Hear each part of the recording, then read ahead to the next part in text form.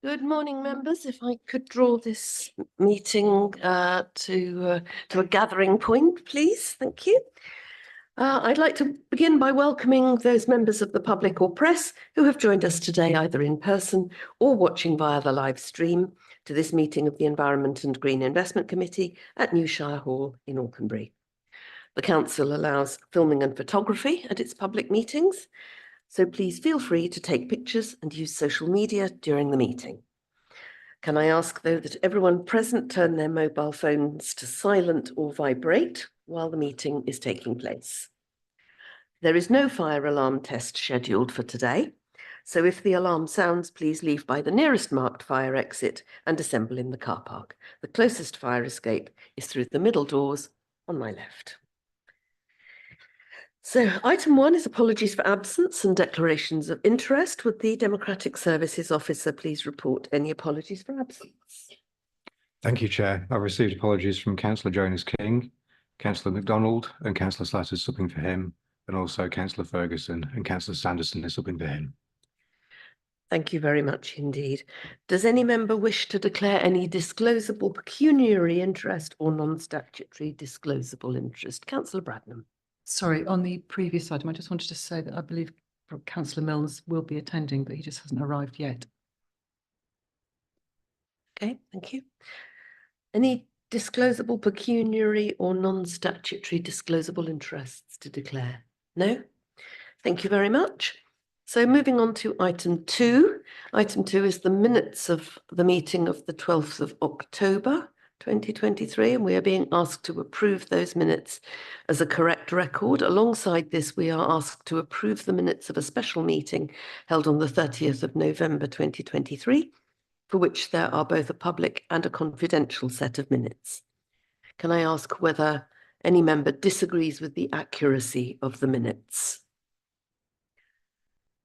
No, all content? Thank you very much indeed. So we will take that as carried unanimously. Do officers or members have any comments on the minutes action log, please? None? Okay, thank you very much. Item 3 is petitions and public questions, and I'm advised we have nothing of either of those to deal with today. So that brings us to item 4, which is the Business and Financial Plan 2024 to 2029. Firstly, to say we are expecting Michael Hudson with us, but unfortunately he is currently detained in another meeting. So if he doesn't turn up in the next few minutes, you will be entertained by a song and dance routine. Before I ask Frank to introduce the report, Frank Jordan, who is on my left, can I first note that we are scrutinising the proposals set out in this report to inform the Strategy, Resources and Performance Committee when it considers the proposals at its meeting on the 30th of January, before any recommendations are made to the full council meeting on the 13th of February. Given the wide range of the content, I propose to take the report broadly section by section. I will then ask members if they have any questions for officers on that section or any issues they would like to debate before moving on to the next section. At the end, I will ask Frank to summarise the feedback the committee has concluded should be reported to the Strategy, Resources and Performance Committee. I will ask members if the summary is correct, and if not, any changes we agree need to be made. Frank, can I ask you please, therefore, to introduce the report? Thank you. Thank you, Chair, and good morning, members. So as the Chair has outlined, the purpose of this report is for all members of the committee to scrutinise the business planning proposals for 24-25. This is your opportunity to scrutinise officers on the proposals, seek clarifications, assurance, and also to provide advice and or recommendations to enable the budget to be considered by the Strategy, Resources and Performance Committee on the 30th of January before making recommendations to full council. As Chair has outlined, Michael Hudson will be joining us shortly, but we also have Sarah Hayward, who's available online, and Cheryl French, and we'll take those questions. So between us, we should be able to answer your questions. What we'll do is we'll take notes on all the questions that are raised, the clarifications in your recommendations. And as the Chair has outlined, I'll summarise those at the end, just to make sure we've captured all of the considerations that you want to be presented to the Strategy, Resources and Performance Committee. So the report in front of you summarises the business plan proposals that were presented to the committee on the 19th of December. That's the Strategy, Resources and Performance Committee, on the matters that relate to this committee, in particular waste, planning, climate change, environment, energy and digital connectivity. The report is structured as follows. So section 2 provides an overview of the corporate position around our budget. Section 3 provides an update on the contribution made by services and this committee to the strategic framework and ambitions of the council.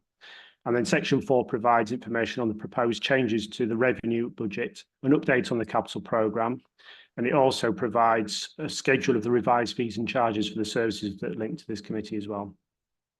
When I'm back to the chair, we'll go through each section in turn, take your comments and questions on each section. But I'll just outline some of the key elements around each of those sections. So on section 3, as I said, that outlines for the committee the contribution that you've been making to the strategic framework of the council and the 7 ambitions, but particularly the principal contribution that's been made to ambition 1. And it outlines the successes to date, for example, carbon reductions from council buildings, from schools and its operations, and the support it has provided to home energy efficiency across the county. I think another really important part of this, it highlights the feedback we've received from residents through the Quality of Life survey. And in that survey, you'll see that 76% of those who responded said that they were concerned about climate change, and 85% of those said they would like the council to do more to protect and enhance the environment. And therefore, in 24-25, what's being proposed is that the council will continue to embed its approach around net zero, its estate, its operations, and also to take further action on biodiversity and nature. And that's why in these proposals, there's just under £16 million to be proposed to be spent on that ambition from the capital programme and also from the Just Transition Fund for the programme for climate change and environment.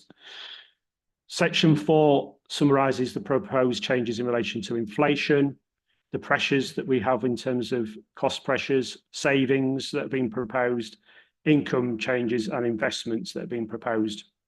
This is broken down in table 3 of the report, and then there's further detail in appendix 1 on each of those. I think the key one that we just highlight, which are covered in the report, as I referenced, the first one is the investment that's been proposed from the Just Transition Fund of 855,000 to further support the climate change and the environment programme, which is to respond to the feedback we've had through the Quality of Life survey. And that will be used to fund some further work to do further work on carbon impacts, do some further work on how we can enhance nature recovery and biodiversity, undertake further projects to reduce carbon, but also develop projects that can support community-led solutions to energy supply. Also highlighting the report that provide an update around the major energy projects, and in particular, the way that these have been reprofiled to have income targets that we think are achievable for next year, but it also includes the capital investment that is required to deliver those projects. And we can provide further updates on those. There's also proposed investment to enable us to do the statutory review of the Minerals and Waste Development Plan, which is a statutory requirement of the council. There's proposed investment also to support the Archaeological Service with its staffing budgets, which again is another statutory duty that we must deliver. The report also provides an update, a broad overview of where we are in terms of the waste budgets for next year as well. In addition to that, in section 4 and in appendix 2, there's the schedule of all the proposed fees and charges for services like planning, flood risk, archaeological services for the increases in fees and charges for next year.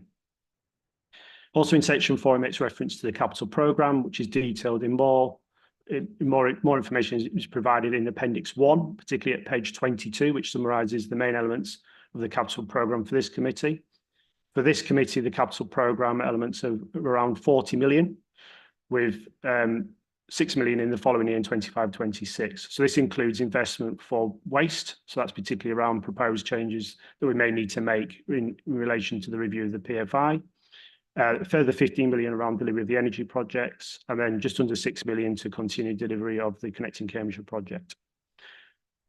So I'll hand back to the chair, and then we'll take each section in turn, and we'll take the questions and clarifications that you may have. But also at the end, just also make sure that we consider recommendations which are covered in the report as well. So thank you, Chair. I'll hand back to you.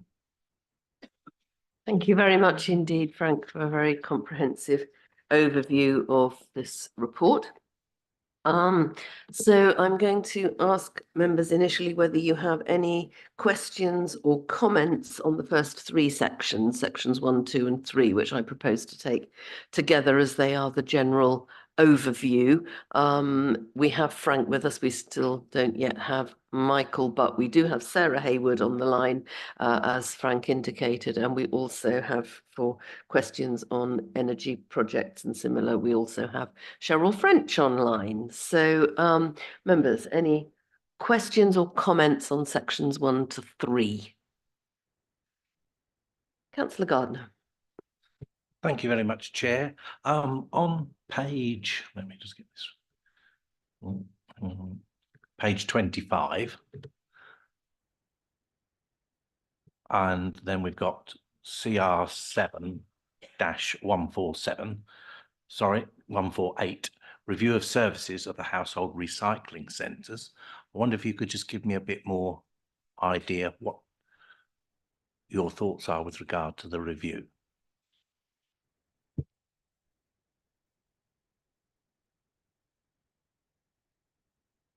That's in section 4. Yes. Happy to answer the question. Should we park that one and return to it? Yes. Okay. Thank you. Anything on sections 1, 2, or 3? Councillor Bradnam. I just wanted to say that I'm enormously heartened by the report that we got in 1, 2, and 3 about the achievements, because I have to say, even though, you know, we want to be positive and we want to be forward thinking, we want to be planning and preparing for decarbonising as far as we can. One of the elements I thought was going to be extremely difficult was decarbonising our assets.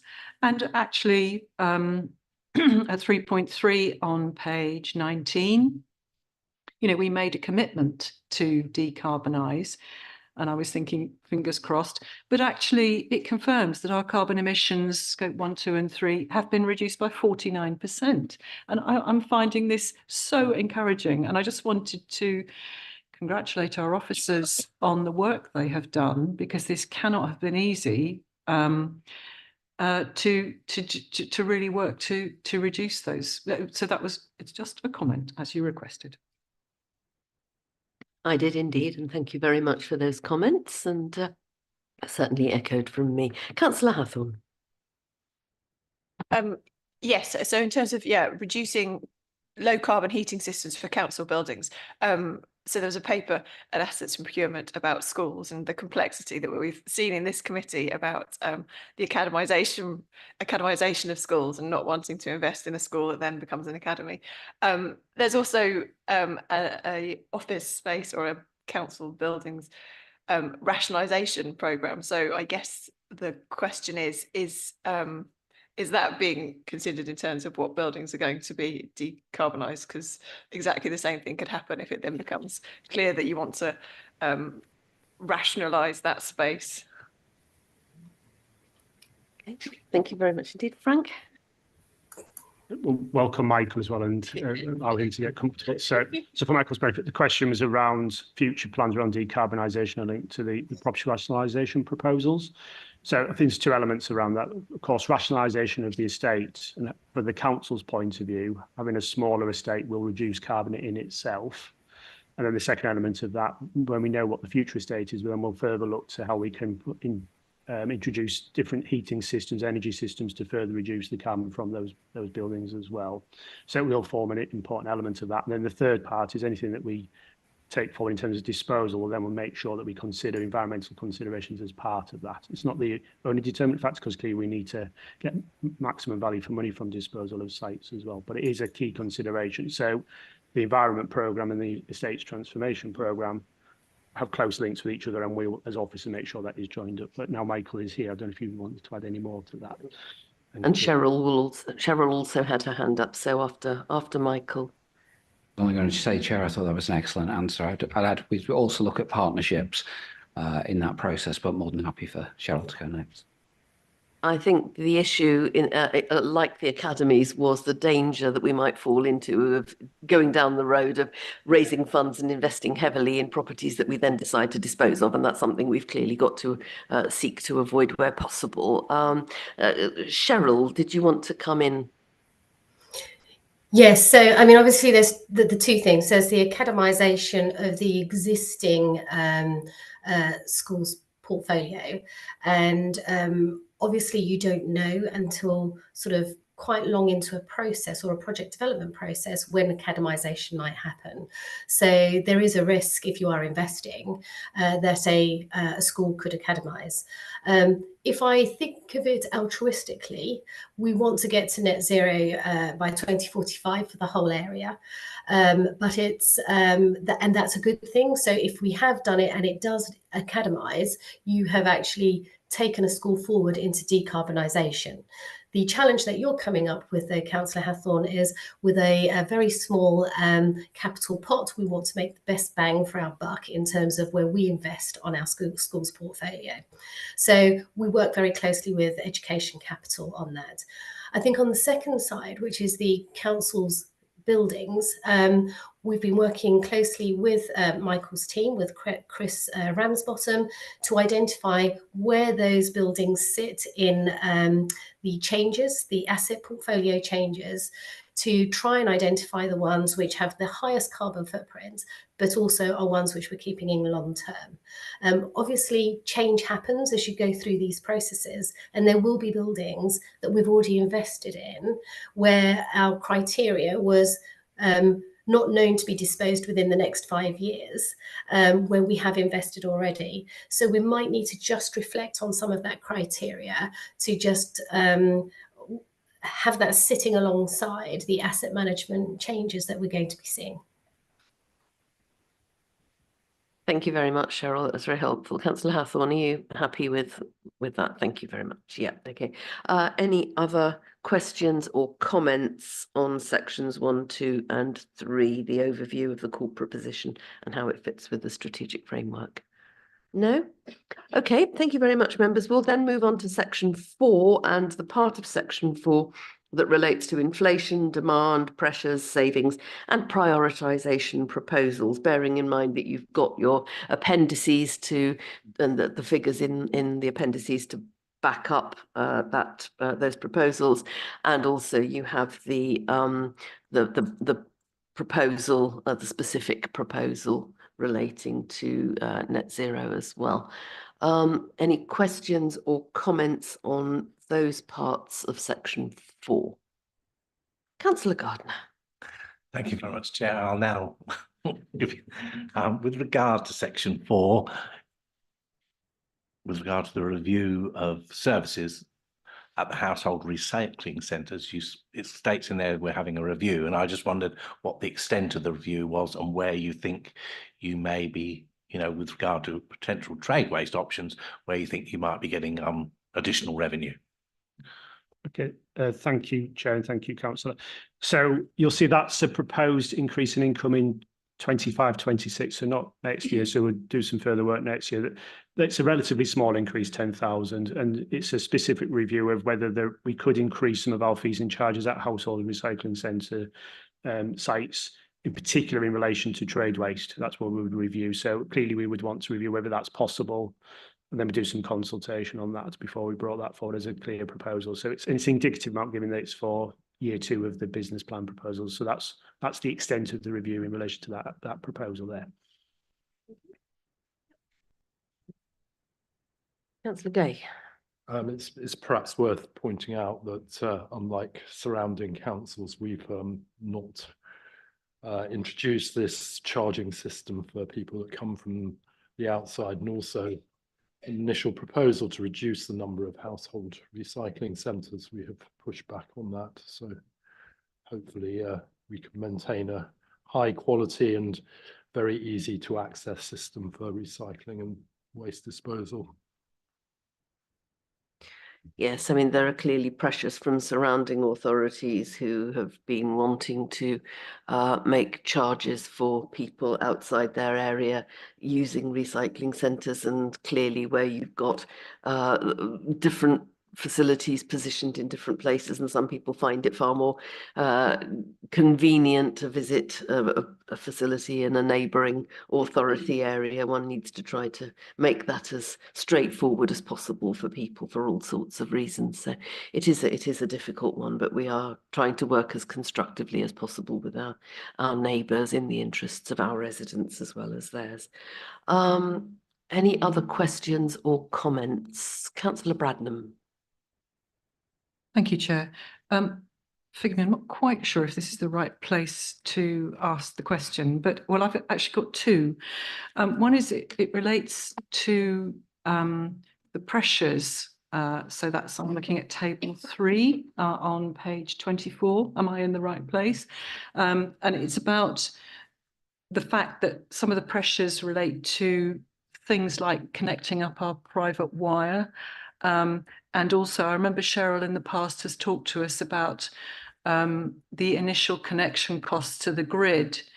And I just wanted to ask if we are still in the situation where our first connection to the grid costs us a great deal of money to make that connection, and whether we can make any requests or lobbies to try and reduce that cost of connection. Sorry, I'm probably completely wrong. Okay. And I have a second question, but I'll come back. Maybe you were pointing out I'm completely barking up a gum tree. No, Cheryl, sorry. that was at least clear. Would you like to elucidate? Sorry, I was so I'm obviously at home, and someone was wanting to come in my door just as I wanted to speak. So I was telling them no, they couldn't come in. So sorry, that wasn't to do with you, Anna. So what you're talking about is the upgrade costs when you apply on a project to connect and there isn't any capacity. And what's the current position across Cambridgeshire and Peterborough as well, and many parts of the country, is that the distribution network is at capacity, and if you are trying to connect, you end up paying these upgrade costs, which are significant. Now, there's a lot of work happening at a national level to try and unlock this problem. So with the distribution networks and the transmission networks. So just to give you a sense, the distribution network is run by UK Power Networks in our area, and the transmission network is National Grid. And obviously they link together, one at very high voltages and one at the lower voltage networks. So we link into the distribution network for most of our projects. If you've got a very large project, then you'll link into the transmission network. However, if there are troubles or challenges on the transmission network where there are also capacity problems or changes that are required, that can impact on how you connect locally as well. So one of the things that Ofgem and DESNZ, so the Department for Energy Security and Net Zero, they've just put out a document which is around grid connections on both the distribution network and the transmission network. And we are looking at what are the measures that they're now looking to take to speed up connections and to manage some of those costs. So I'm happy to take that issue away, Councillor Bradnam, and put together a briefing note when we've just reviewed those documents. They've literally just come in over the last couple of weeks. Lovely, thank you very much. Shall I go on to my second question? This relates to emergency planning. Now, one of the things I would like to think that we had a hideous problem of flooding in this county back in 2021, the winter of 2021, in my own division. We had really serious flooding, thankfully not into homes, but certainly of roads and infrastructure. And it caused major problems, all sorts of things to do with sewage backup in individual homes and that sort of thing, because the groundwater in my division is very high. So, as I'm sure it is in lots of other people's divisions. And so what I'd like to suggest that we put significant amounts of money into emergency planning and resilience planning. So partly to work in advance of emergencies to ensure that we have the resource available to us when we need it, when we do have emergencies, and also so that we have resource there at the time of emergency. So we need to be able to respond quickly when these emergencies happens. As we all know, you get a phone call at 11:30 on a Saturday night, somebody saying, Councillor Bradnam, my home is at risk of flood.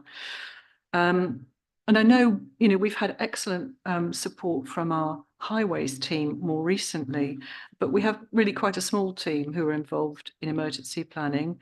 I know they work together with the district council and the city council, under Gold Command when we have really severe issues. But I would like to think if we need more resource in that team, or more resource that can quickly be moved to that team, even if it's not there all the time. I think we also need to improve communication so that we can have a sensible flow of information back and forth and to members so that they can advise residents more easily. So I think we just need to make our emergency response more robust, if that's at all possible. I think we also need to put money into this to make it feasible. I'm just wondering where that would fit. Thank you.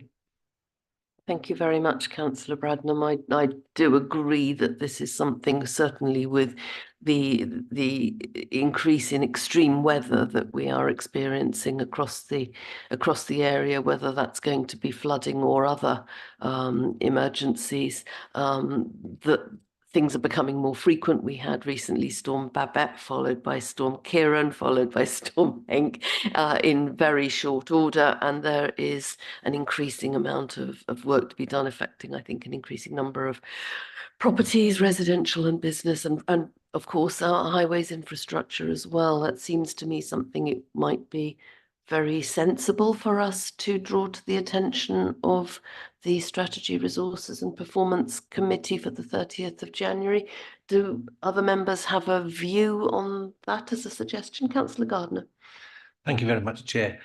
I would totally agree with you. We do need to look at, and following on from Councillor Bradnam's suggestion, I do think we need to spend more on emergency planning, particularly flooding. In my villages, in my particular division, we had severe flooding of the roads, but we also need to get some way of educating people that are driving cars and 4x4s to take notice of the fact that road closed signs due to flooding need to be adhered to.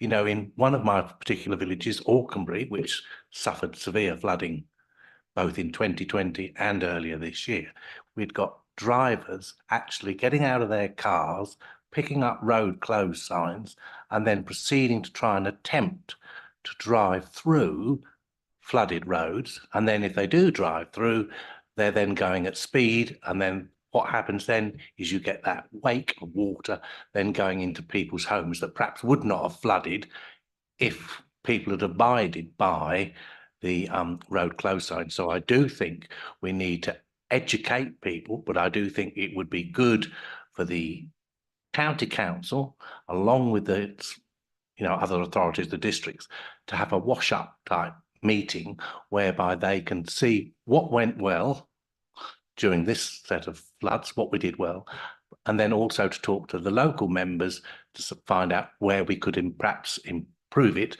talk to local flood groups and all that sort of thing. So we can look at how we can improve the situation over the coming months. And I do think that should be a regular type wash-up meeting after a flood event going forward. That should automatically occur. So that's all really I had to say, Chair. Thank you for the opportunity. Councillor Bradnam, you wanted to come back. Thank you so much, Chair. It's just reminded me of another point, and that is that I think we need to put a real incentive to our highways department to do more regular gully clearing, because in my ward, I'm sure some of the high levels of water related to the fact that ditches and drains underneath and beside the road had not been cleared, and they were not taking the water away. So there's that. But also, if we need to accept that in some places it's good to let land that can be safely flood to protect homes downstream, we need to have that discussion as well with those landowners, because I think when it's sudden and fast as we're getting and frequent, we need to be, I used to live in Kent near Ashford, and there were big areas of land that were recognised as known areas that would be sacrificed in times of flood in order to protect the town of Ashford, because you have to have the capacity at short notice. So I think we need to do, certainly, but please can we get our gullies cleaned more regularly than once every 2 years, because it's really not enough in my view. Thank you. I mean, I think firstly, yes, I agree with Councillor Gardner about driver education. There was recently a supermarket delivery van that found itself in the middle of Welney Wash when that was flooded. And of course, where I am in Sutton, there are regularly drivers who drive into the waters on the causeway at Sutton Galt, and their cars are there for weeks because the insurance companies won't touch them until the waters subside, and they're gently bobbing about in the water and occasionally hitting the pillars of the bridge. And yeah, we do need to ensure that members of the public take road closures seriously. I agree entirely with that. I think also on the gully cleaning, it's been good to see that we do now have a programme of regular gully cleaning. That is at least an improvement on the previous position, and we do have regular sight of that as well. I think all members get the update reports on the programme. Maybe that could be more fast and more furious, I don't know, but that's not within the purview of this committee. But if I could ask Frank to come back on that, thank you. Thank you, Chair. Thank you, members. So a couple of points I just wanted to, in terms of response to that. So as you've outlined, Chair, there's been just this year alone, we've had 3 major storm events. So the risk of high water and flooding is significantly increasing for the Cambridgeshire area. And we do a full debrief with partners every time we have a storm event. And that's not just within the council, that's with partners and the local resilience forum and apply lessons learned. But I think the point is, given that there's the increasing risk, it will take the feedback that we do need to make sure we've got the resilience, not just in terms of responding to emergencies and major incidents, but also preparing for them as well, and making sure that we've got good plans. And we have tested those plans recently. We do need to do some further work on those, particularly on the points that you raise in terms of communication and engagement with community. So that's something we will take back as a clear recommendation from this committee. Just also to highlight, not for this committee, but within the overall budget proposals, there is investment also in highways that you will see as members, and part of that is the significant investment that will be made in drainage. That's not just gullies, that also relates to grip cutting, ditch management as well. So there will be further investment. Therefore, with that additional investment, it's not just about doing more work on that, it's also increasing the frequency of the maintenance on those major parts of the highway. And then also within the proposals around the climate change and the environment programme, which is within these proposals, that will include further capacity to do some further work around flood risk assessment and community engagement, so to enhance that even further to the work we've already have in place around flood risk as well. So, but I think the key thing is we'll make sure that your recommendation around increasing the level of resilience in emergency planning is noted, and we'll take that into the feedback to strategy, resources and performance. Michael, anything you would want to add? You okay? Right, thank you. Thank you very much indeed. Councillor Hathorn. Yes, well, I mean, I agree on the flooding thing, and just wanted to add, absolutely, yes, driving education. I sort of wonder whether, so when you say road closed and you think, oh, well, I'm sure I can get through. But if there was a sign maybe saying, cars are flooding houses, maybe there is something about, you kind of think, oh, that's probably an old, it is difficult as a driver. I mean, I do try to not drive through road closed signs, but you can see why people are motivated to think, oh, so working out what might actually be effective and sort of thinking about that. We had a flood from a gully cleaning, but I think it was also connected to Anglian Water, and Anglian Water haven't been very helpful. So somehow kind of having those conversations.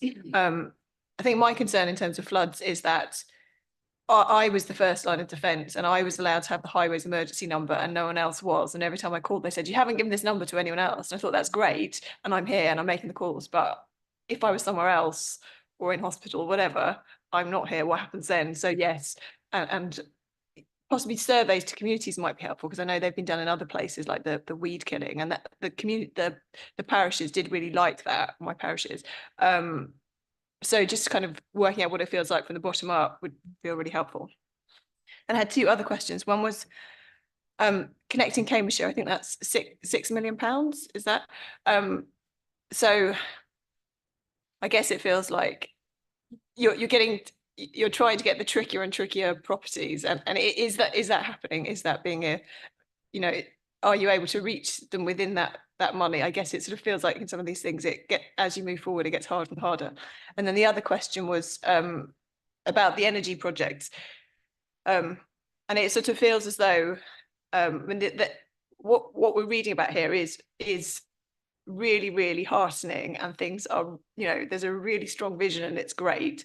It does feel as though money gets tighter and tighter, and these projects are coming to sort of being delivered. What next, I think, is the, you know, what does that look like next? Oh, and if I could just go back to the flooding thing quickly. There is an increase in flooding. The weather is getting worse. There is sort of more energy in the system. Storm, I think, you know, maybe 10 years ago, we thought global warming it's going to be a bit hotter, but now it feels as though, and I think we should be brave about saying that. You do get pushed back, but I think people recognise that storms are worse, and we do need to make that connection, because making that connection is what allows us to be able to justify spending the money to continue doing stuff.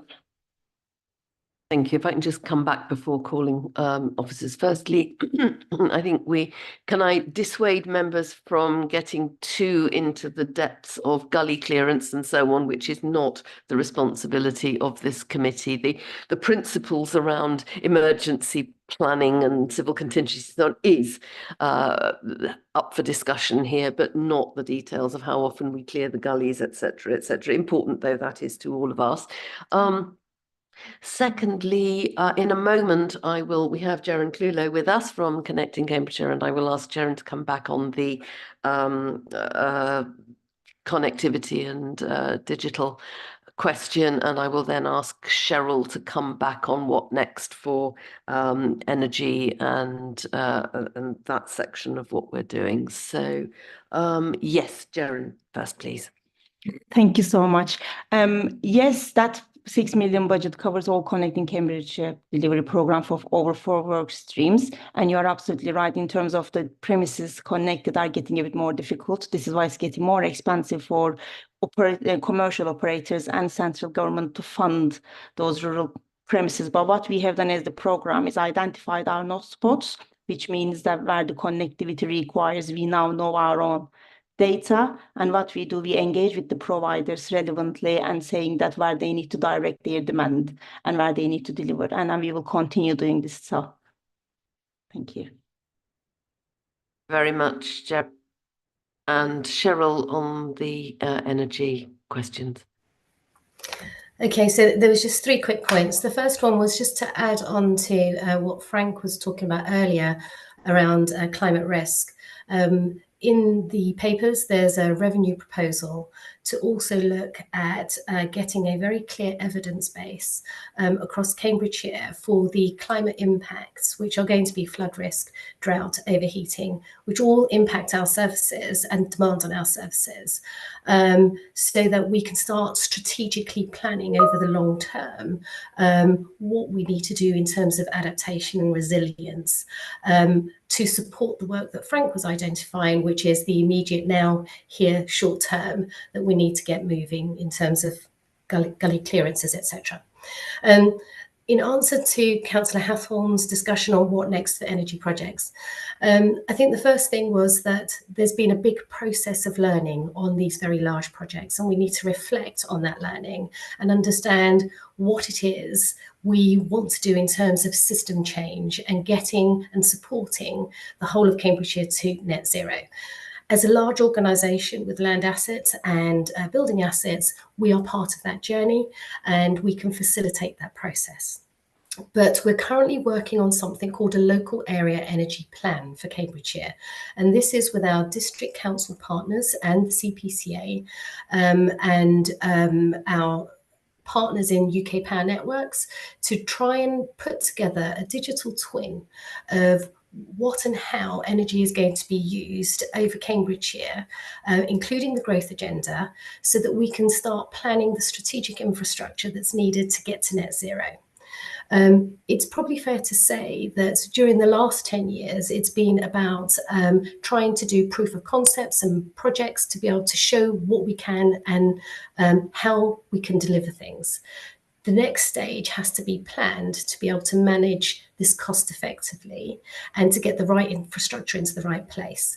So when we're thinking about the next phase of energy work, we're saying, let's get that local area energy plan in place, and then let's work out where and how Cambridgeshire County Council and our partners all need to facilitate and support the delivery of that process. Within that, we will obviously have buildings and assets that might be able to support the delivery. So that's one thing. The second thing is we have an existing set of projects which hopefully are all coming together, which have been quite challenging over the last year.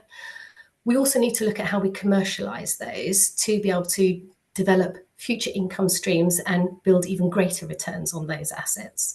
And I think the other area that's a really big focus, and you'll see it in the revenue proposal, is around supporting communities and businesses to be part of the energy system changes. So how do we get them managing their bills and how do we get them benefiting? So I think there's sort of a strategic direction forming around the next phases.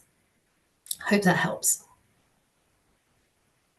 Thank you very much indeed, Cheryl. Frank, did you want to come back on anything? It was just to add to what Cheryl's outlined. All the work that Cheryl's outlined, we will provide a report to the committee in the full plan next year in terms of the future of energy projects, including the update on the local area energy plan as well. So that will help inform what we might do in terms of the business plan for this time next year. Okay, thank you. Thank you. Adnam. Thank you. I just wanted to take us back to, I don't know, I first became a councillor in 2017, and I remember Cheryl giving us seminars in Oldshire Hall about exactly this. And at that time, it was all, we were just beginning to think about electrical charging. We were just thinking about, some of us had got solar panels on our roofs then, but Cheryl already and her team were having the vision of thinking about how are we going to plan for power in Cambridgeshire for the future and for our future needs. And at the time when we were all sort of sitting there, not quite with our jaws on the floor, thinking, what on earth are we going to do about this? Cheryl and her team had a plan. And I just want to pay compliment to Cheryl and her team for her vision, and actually to the council for actually supporting these projects. And as you say, proof of concept trials to see what is possible, what can we do, what can we engage our communities in, for example, the Swaffham Prior Heat Network, and actually having the courage to put money behind these projects, but also for your vision. So thank you. Thank you very much, Councillor Bradnam. Councillor Milnes. Yeah, can I apologise to the committee for my late arrival? I'd like to blame Michael Gove, but that's another story. But actually, for plenty, but my late arrival particularly. I'd like to share Councillor Bradnam's tribute to Cheryl and the team. I think that it's been really good work in a rapidly changing marketplace. And I just wanted to ask about the local energy action plan, which Frank just mentioned, and in context of the DNOs, so the network operators for our local electricity supply. And there's a continued question over capacity. The Chancellor has suggested that it will require 4 times the grid infrastructure to support moving to renewable energy and electrification of our energy. So the network operators are going to go to a system operator's view, and there's a transition from direct supply from the energy providers, the generators, to the users and domestic and commercial users. And traditionally, that's been one way. The move from DNO to DSO, so UKPN, who are our local operator, are moving to that model. They've set up a new company to operate, which is a bi-directional operation. Because one of the problems that we've got at the moment is substations, very frequently, the vast majority of substations aren't able to take power back. It only goes one way. So the whole infrastructure has to be changed to accommodate that. So I just like Cheryl to comment on that process and how she feels our projects are fitting in and with that local energy action plan. Thank you. Cheryl, would you like to take that on, please? So, so we're working with UK Power Networks. As you suggest, Councillor Milne, in their new role as system operator, they have got to work very closely with local authorities to help support the land use planning for some of the new infrastructure that we're going to have to bring forward to support the move from the old system to the new system, which is a decarbonised system. So UK Power Networks have been investing into a digital platform which maps all of the energy infrastructure across Cambridgeshire, but in other areas too, and will allow us to start identifying what infrastructure we need to invest in, what do households need to do, what do businesses need to do, and what do we need to do in terms of planning and programming the infrastructure so that you can deliver the big pieces or the building blocks now, so that by 2030 you've got sufficient large grid scale infrastructure in place to get us to net zero by 2045. So we have a digital platform, we're putting all the data in, we're going through a process of analysis of that data, and coming out of that data will be a programme which says this is what's required over the next 5 years, and these are the different pathways that will help us get to net zero by 2045, dependent on whether you've got a high green policy scenario, the cost of money, and actually, really importantly, where and how communities and businesses are engaged in the delivery of that process.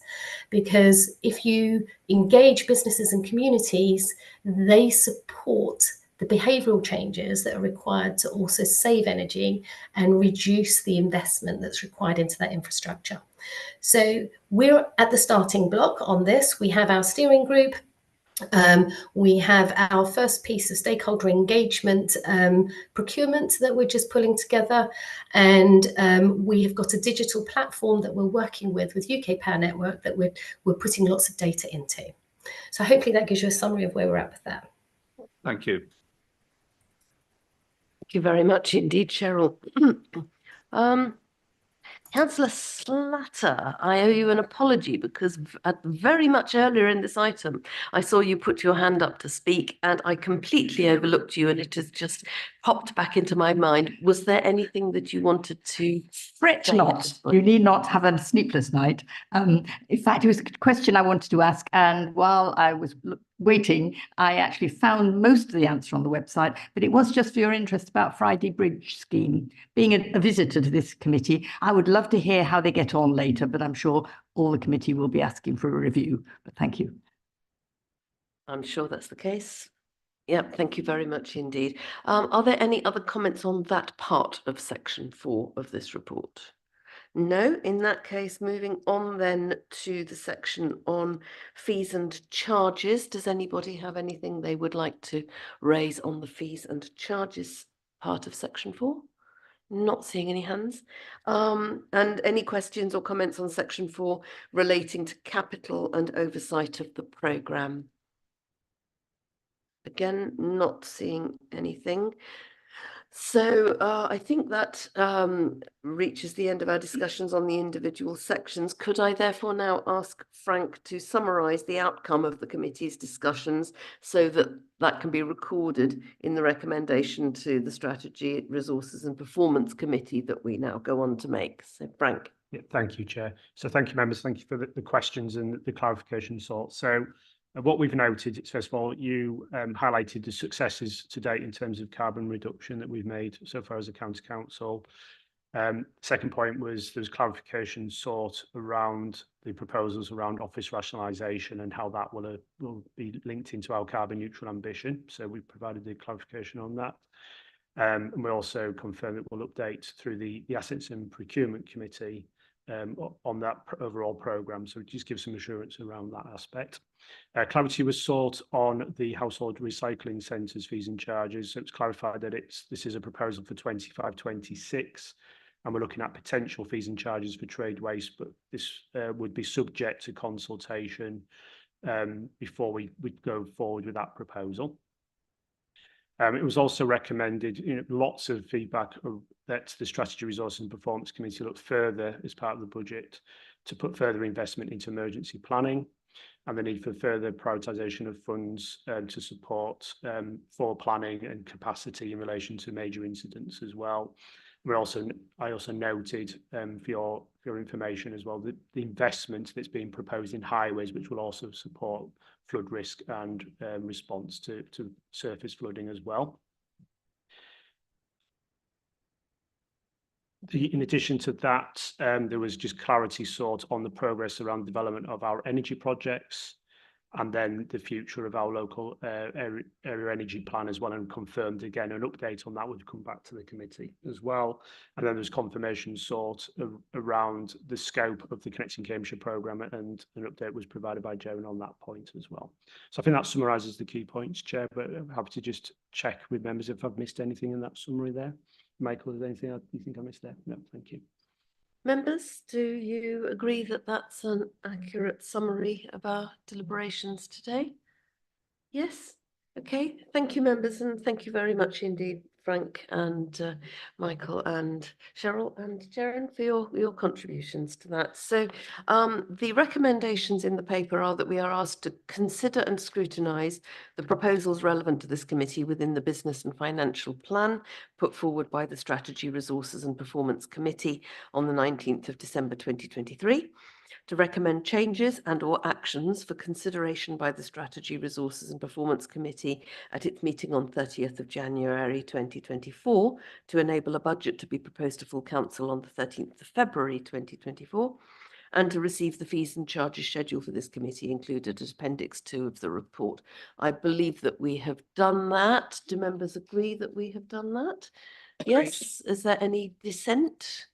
No dissent, so I will take that as unanimously approved. Thank you very much, members and officers, for your contributions to that, which was most useful. Moving on then to item 5, we have the annual carbon footprint report. Oh, I'm sorry, Councillor Coots. Oh, yes. 2 of the 4 screens are out of action, so if somebody could switch it off and switch it on again, or whatever is required. Thank you very much, Councillor Coots. I hadn't noticed that. So the annual carbon footprint is going to be presented by our Carbon and Energy Manager, Sarah Wilkinson. Very warm welcome to Sarah, but not too warm, 1.5 degrees, I think. So Sarah, would you like to introduce the report for us? Thank you. Thank you very much, and good morning, everybody. So this report provides a summary of both the carbon footprint of the council as an organisation and that of the county as a geographical area. Firstly, just to clarify that when we talk about carbon, that is shorthand for all greenhouse gas emissions, and these are calculated in carbon dioxide equivalent, which you'll see written as CO2e. Now, there is a large amount of information in this report, I appreciate, so I'll just draw your attention to some of the main points. Sarah, could I just ask you to bring the microphone a little closer, please? Thank you. There we go. Can you hear me better? Okay. So for organisational emissions, can I first point you to the diagram on page 4, section 1.3 of the appendix report, which explains the difference between scope 1, 2 and 3 emissions.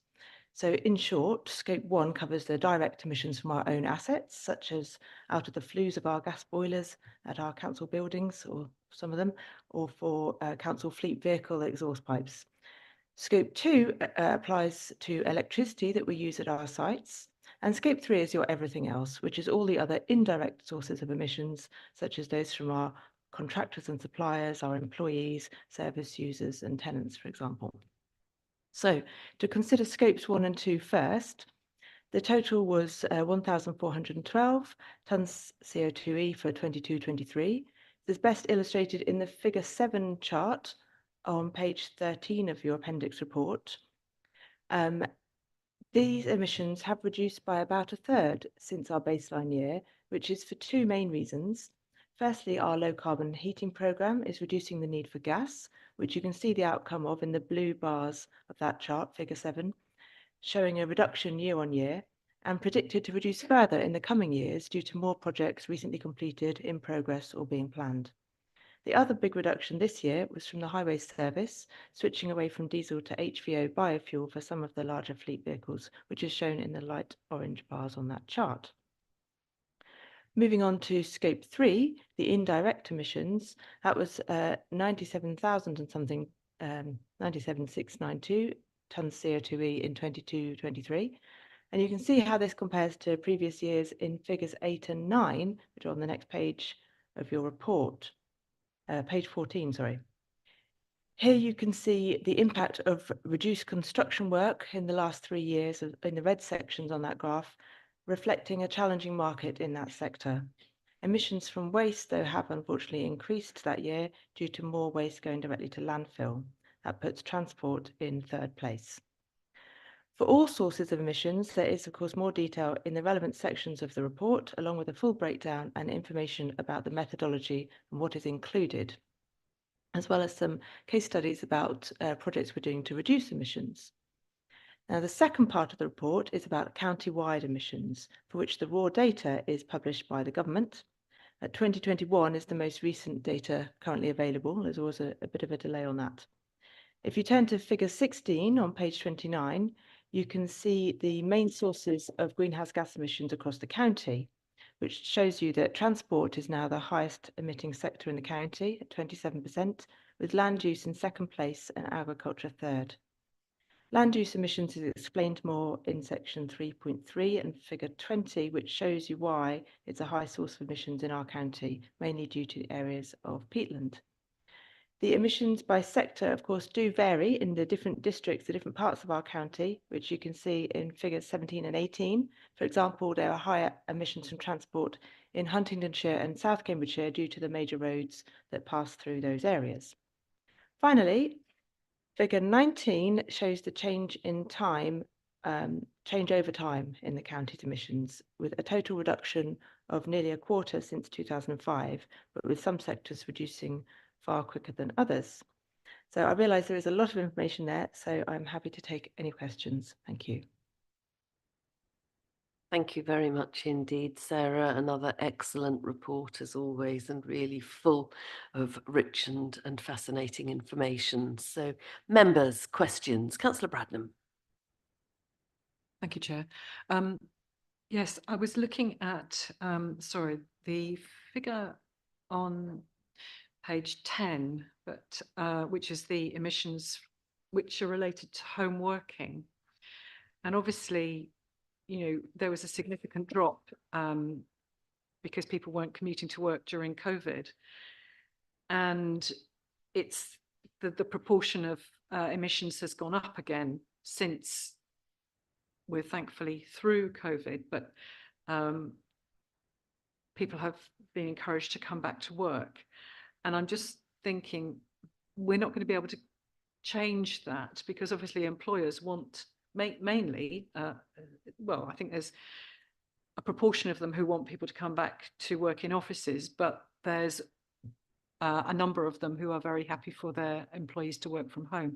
And I'm just thinking, is there any way that we can mitigate the impact of that? I mean, I suppose it will be by people either moving to electric cars or working more from home. I'm just wondering what your thoughts are about the implications of that and the impact for emissions in the county.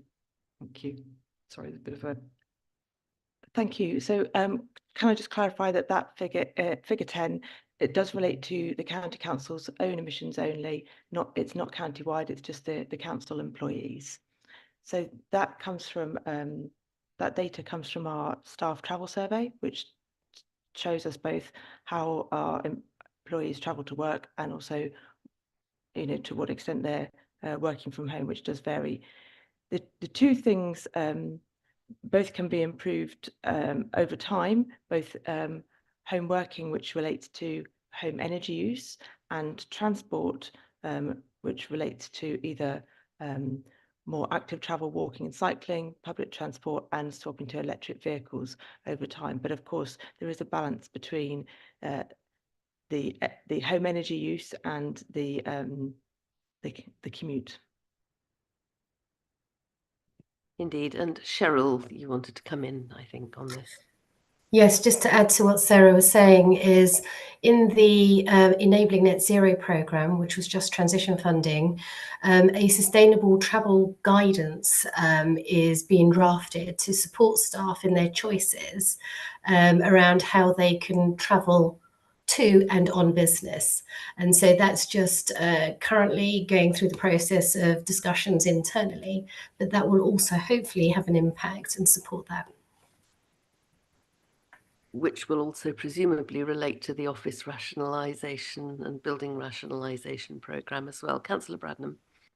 Yes, actually, Cheryl has raised you've both raised a really interesting point, because I think we need to take into account the fact that instead of there being one office building being heated and lots of people working in it, increasingly now we've got everybody heating their home or not doing so and putting on lots of layers of clothing. But actually, I certainly thought about that yesterday, because I actually turned my heating on for, you know, for the whole day rather than just for bouts of heating. And I thought, I wonder what impact this is making on the energy used in the county. Is everybody turning their heating on at home? And is that more energy used than if we'd all travelled to a building and worked from there? So there's two sides of that equation, isn't there? And we need to be aware of both, but I'm sure you are. Okay, thank you. Councillor Milnes was next. Thank you, Chair, and thank you for the report. Very interesting. I wish I'd had time to consider more. I've got a couple of questions. One is the impact of transport and non-generated by the council. So we can do things, and be interested to understand where we are with electric vehicle acquisition. They're very much more expensive, but over total cost of ownership over their lifetime, electric vehicles should be cheaper. So I'm interested to understanding where our policy is on that, and then the use of HVO you've already mentioned in your report. So how are we getting on with moving to HVO as an interim before we get our fleets totally electric, particularly availability? I'm sorry to go on. A couple of other questions. The indirect, so the transport and the traffic in our area, we've got no control over. But that's a huge impact on the air quality, for example. So all the congestion points on our major routes, when you look at the heat map of congestion areas, it's clear that the people are waiting in congested queues to get off our major transport routes, and you've got hotspots all over the place, which is an added impact. So perhaps you'd comment on those issues. Thank you. Thank you, Councillor. There's a few different issues there. and not all of which I will be able to answer and may require other officers in the council. I can say that within the transport section in the county's own emissions, that includes quite a lot of different things, and most of that will be in our Scope 3 indirect emissions through our various contractors and suppliers, which includes all sorts of things and services that the council provides. So there's quite a lot of different things going on there. And you're quite right that across the county, transport is also related to air quality as well as climate change. So two different issues can arise from the same thing. Thank you. I had Cheryl, I see, with her hand up, and then I'll come to Frank. Cheryl. So just to add around the EV charging infrastructure, so Emily Bolton has been working with Chris Ramsbottom's team, with Chris Finch, around which buildings to install EV charge points. So some are being installed, I think, December and January.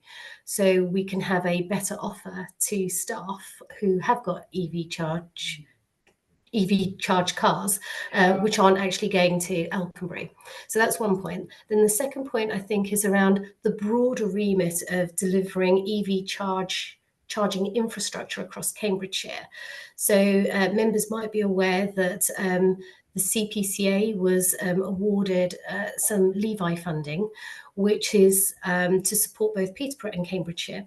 And Cambridgeshire has appointed a EV infrastructure officer in the highways team, and Emily is working with that person and the district councils and the CPCA to come up with an EV charging infrastructure strategy.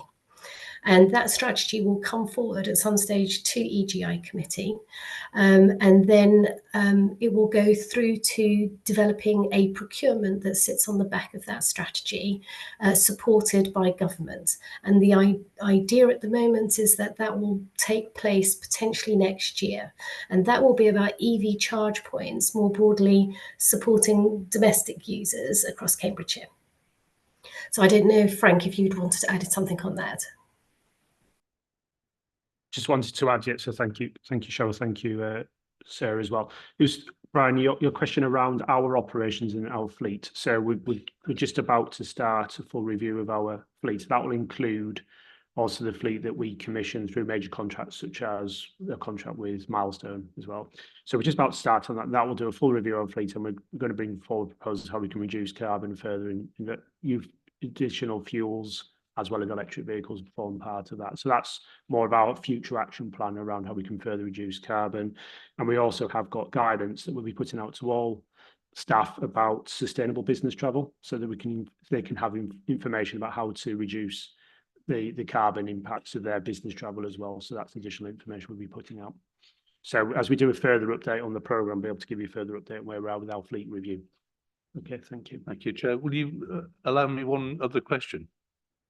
As a follow-on from that, I'm interested in how we deal with methane capture from our landfill sites, and increasingly landfill is producing this methane, which is a problematic if you want to use it as a fuel. It's worse for carbon and other issues, other fuels being burnt.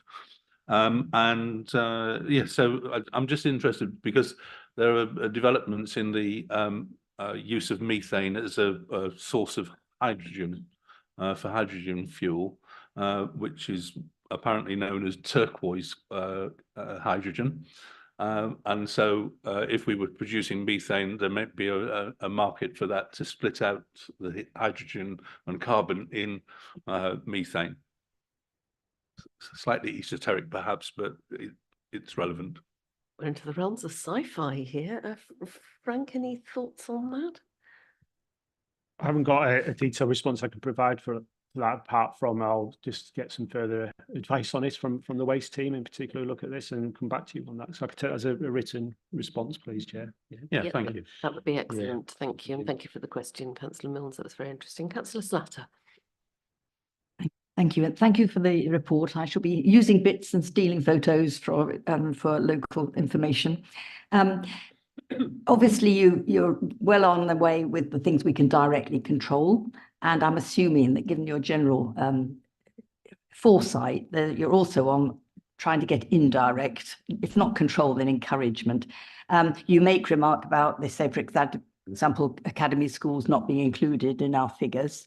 But as we know, certainly around us, the private schools are ahead on trying to get schools, pupils in by minibus. I'm assuming that they probably know every trick in the book about getting help to go EV if they aren't already, but presumably you are a source of good advice if I was to ask questions like that. The other thing related to that is all the minibuses and so on that we do use for our own home to school transport, particularly for special needs children. Obviously, they're then operating the rest of the day. Hopefully, we can assist with maybe even more than a leaflet in terms of them accessing central government funding to go EV if they're not already. I'm thinking some of the firms that do work for us on the school runs, but then obviously do lots of other journeys outside that time. Sarah's consultancy charges are very reasonable. Sarah. Absolutely. Yes, I can certainly provide some general advice on calculating the carbon emissions of different forms of transport. That is my area. I don't know anything about what private schools are doing, I'm afraid, other than what you can see as a member of the public.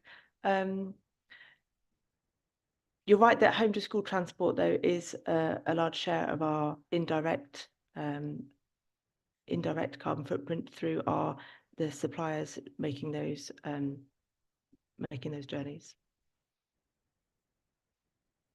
Thank you. Councillor Bradnam was next. Thank you. Just picking up on that, I just wanted to point out that some of those home to school journeys are done by private hire vehicles, and we at district councils, I speak as chair of the licensing committee at South Cambs District Council, and we are always reviewing policy to encourage the use of low energy, electrical vehicles or hybrids in our private hire fleet. I think it's reasonable to say that we get a certain degree of pushback from the drivers and the operators, because of course the costs of the initial costs of those vehicles are quite high, and so they need to have it's hard for them to budget when they've already budgeted to replace vehicles over a period of time, to change to an electrical vehicle, which is much more expensive.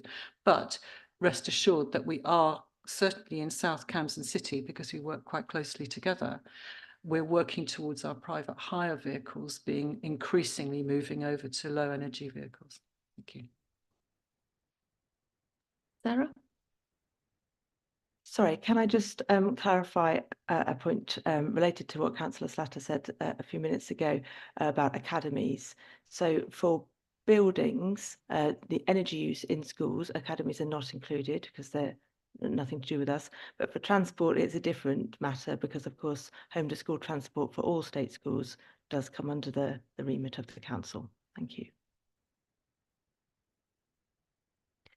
Thank you. Okay. So Councillor Coates was indicating to speak. Thank you. Forgive me if you've mentioned this and I missed it. I'm looking at pages 21 to 22 of the appendix here, which mentions that in our scope 3 calculations, our farm estate is part of that. But I noticed that there's been a change here, and this year, for the reasons given, you've not included agricultural emissions, nor I don't know how you pronounce the acronym here. Is it LULUCF, or however you would say that? The land use change and so on, that because of inaccuracies, you're deciding to leave them out this year. Two questions. Are there plans to bring them back in, number one? And number two, I presume those categories are nevertheless included across our whole county estimates. Yes, I can answer that. Thank you. Agriculture, and I don't try and pronounce that acronym at all. I just say land use for short. Yes, it's incredibly complicated to try and calculate the carbon footprint from especially land use and land use change. Now, it's not only the fact of getting hold of the relevant data to start with, there's also complexities in the methodology, and sometimes that data doesn't exist. And I've looked at this in great detail and came to the conclusion that we didn't have enough confidence in the accuracy, even in the ballpark, to be able to include that. However, yes, we are also doing some work to address that, and we do hope to get that included in future. In particular, there is a piece of consultancy work ongoing at the moment through the Climate Change and Environment Programme, which is looking specifically at our rural estate and collecting a lot of detailed data from all our, or a selection of our farm tenants, to be able to improve that in future. So that is ongoing, and we'll update in future when we've got the results of that report to see what that tells us. In terms of the county-wide emissions, it's much easier to look at a whole area, and yes, that is included in the county-wide emissions. I might just come back on that. It's easier county-wide because you can average out the types of land use, and it's hard to find the specific land use in our own estate. Is that the reason? Pretty much. So you don't need to, if you've got the land use across the county-wide starts off at looking at UK countrywide data, and then dividing it up between the different parts of the county according to the various types of land in that county. And you can take a few samples in different places. But if you're talking about just a few individual farms, that's a lot more difficult, because it can vary in one very small place to another, and particularly on the practices of what individual farmers are doing. Thank you very much. Yes, it is a very interesting and important part of this work, and yes, she will always be Lulu to me as well. But it is interesting to see the difference between the emissions for Cambridgeshire as a whole, the emissions by district and the emissions by person, showing such a completely different picture because of the huge impact of the major roads in Huntingdonshire and South Cambridgeshire on the first set of figures, and on the second one, of course, the impact of the land use change and forestry and the peat in East Cambridgeshire and in Fenland. So it's always important to take these figures in the round, I think, rather than just homing in on one particular chart and going, yes, that's what we need to know. But I mean, to me, irrespective of that, I think the huge concern, well, there's two concerns. The first one is the unknowns about land use change, land use change and forestry and peatland, and that huge piece of work that is ongoing nationally about that as well, and still hasn't reached conclusions, I think. But particularly because it is more within the sphere of influence of this council, I think is the issue of transport. And I do think that all members have to take very seriously that huge slab of emissions of carbon that is down to travel and transport, and how we address that. And electric cars may be part of the answer. They are not the whole answer. We do need to look at active travel. We do need to look at public transport, mass transit, and how we are going to manage that down, because it is a huge contributor to Cambridge's carbon emissions as a total. Councillor Coutts, you were wanting to come back, I think. Just one separate question, actually. On the Lower Valley Farm biodiversity project there, I've picked up quite a lot of interest in this at parish council meetings in the last week or so, and I wondered which officer I should point them towards for more details. I think that would be someone from our rural estates team. Be John Macmillan or Rebecca Roper, I strongly suspect. Yeah. Okay. Any other question? Councillor Hathorn. Looking at, the Cambridgeshire GHG emissions 2021 by district and sector on page 30. So going through that, why is the public, so I've got a number of questions. Why is the public sector total so high in Cambridge? Commercial total, is that commerce? Is that stuff to do with selling, and industry is, I don't know, everything else? I guess what are the differences between those two things? Why is waste management so much higher in Huntingdonshire than anywhere else? And finally, so when you look at this graph, Cambridge is much smaller because of the high density living enables people to sort of reduce their carbon emissions. Is that replicated in other large towns as well, or is that specific to, you know, does it have to be the size of Cambridge to get those efficiencies, or is Camborne like that? Is St Neots like that? How does how we live bear upon our emissions? And and why is that? Is that just transport? Is that something else? Okay, so yes, there's a few things in there. In general, in urban areas, the emissions that everybody has will be concentrated into a smaller area. It's just a function of population density. So you will get that, particularly in cities all over the place.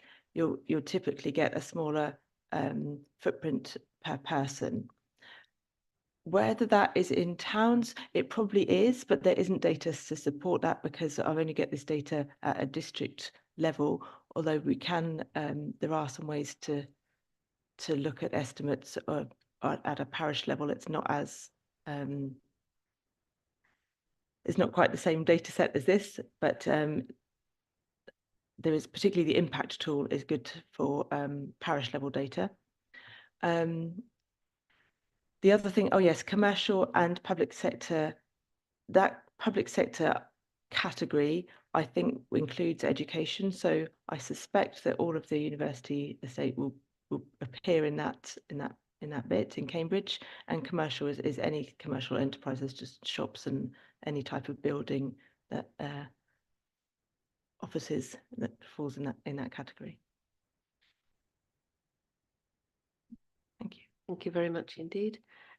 Anything else anybody wants to say or ask before we bring this to a conclusion? Not seeing any other hands. So the recommendation is to approve the annual carbon footprint report attached at Appendix 1 to this report as a record of the Council's known greenhouse gas emissions for the financial year 2022-23. Is there any dissent from approving that report? We all happy to do so? Great, thank you very much. I should take that as being unanimous, and thank you very much indeed, Sarah, for another excellent piece of work and lots more lovely data to dive into and delve into. So thank you very much indeed, and also to Cheryl and Frank for their assistance with some of the answers to members' very interesting questions.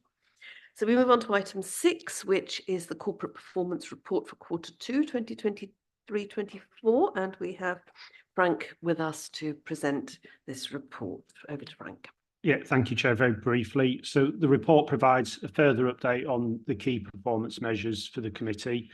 It's an update from the report previously presented on Q1. So this provides an update on the position at Q2, i.e. at the end of September. And you'll see in the appendices across all of the indicators that are reported to the committee, all of them have improved since the last quarter. There isn't an exception there. And I think the only thing I would add is that we still have 3 indicators in development which relate to biodiversity, natural capital and the tree canopy. But we have plans in place which is linked to the investment that we're putting forward through the Climate Change and Environment Programme to do the baseline work around each of those measures, and then we'll be able to include those into the performance framework. So we should be able to provide an update when we do the Q3 report on that, Chair. So that's all I really wanted to say by way of introduction, Chair. Thank you. Thank you. Members, any questions or observations on the performance report? Councillor Hathorn. My observation is on the indicator 150B, Cambridgeshire Recycling, Reuse, Composting and Recovery Rate. I guess what I'd like to ask is, for me, composting and recycling are sort of although they're under recycling, they're different, because composting is not necessarily desirable to have loads and loads and loads of it, but you do want to be increasing your other recycling. And is there any way in which we might consider whether other people, whatever, think seeing those separated out might be helpful, maybe as another indicator? I don't know. Is that a possible thing that could be considered? Yes, that is possible. We can get the further breakdown. I haven't got that to hand, but we can provide the breakdown in terms of recycling rate, reuse rates, composting rates. But the key thing is, the key drive is to reduce landfill. That's the significant drive, but useful as we get further into the waste strategy, that we can look at how we're successful in terms of recycling and other measures as well. So we can provide that detail. Yes. Yeah. Is that detailed on another? Reducing weight, yeah. Oh, yeah. So simply, yes, we've got the breakdown behind each of these, so we could be able to provide in the future. What's the recycling rate, for example? What's the composting rate? We could do that. Yeah. Thank you, Chair. Is that something you could do fairly swiftly for Yes. members now? We could Yeah, do it I in- don't mean now, but I mean, yeah, after the meeting. Yeah, follow up in writing. Yes, Thank you, okay. Chair. No, I think that would be of interest. Thank you very much. Thank you, Councillor Hathorn. Councillor Bradnam. Thank you. Do we have any intelligence about on the performance report indicator 233 on page 138 of our pack? Obviously, we've been doing reasonably well since 2019 at dropping the amount of waste per head. So people are being more careful about the amount of waste they're producing, but it's crept up again. So do we know why? So that's just since, summer 2023. And I'm just wondering, is that because having had 2 years of lockdown, everybody suddenly decided to throw everything in their house away? There's it in the commentary. Oh, right, okay. In the commentary, it's increased green waste tonnages in comparison to the drought of summer 2022. So, good point. Yeah. Okay, but we are expecting the downward trend to continue, which is good.